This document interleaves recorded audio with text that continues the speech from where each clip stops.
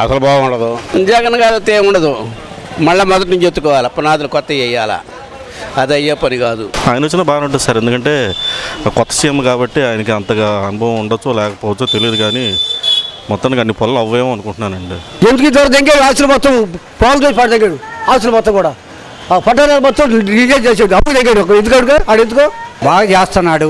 ఇతని అనుభవం లేదు, అతనికి అనుభవం ఉంది. ఇతను అసైన్ చేసి పొలాలు నోకేయాలని నాశనం చేసి పెట్టాడు చీరాలను. అది ఇంకెందుకు అతను సీఎం కాగతలకే నాశనం చేసి పెట్టాడు. అసైన్ చట్టం అక్కడ తెచ్చిపెట్టి మా పొలాలన్నీ అసైన్ చేసి మమ్మల్ని బతకనీయకుండా చేశాడు. ఇంకా సీఎం అయితే మనుషులు బతకరు, పశువులు బతకాల్సింది ఈ రాష్ట్రంలో.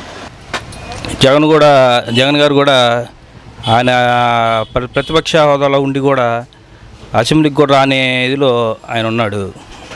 జనాలు అసెంబ్లీకి వస్తే కదా ఏంటి జనాలు ఏంది, ఏమి అమలవుతున్నాయి, ఏమి అమలవుతుంది, ఏమి మాట్లాడాలి, ఏమి మాట్లాడకూడదు అనేది ఉండిద్ది.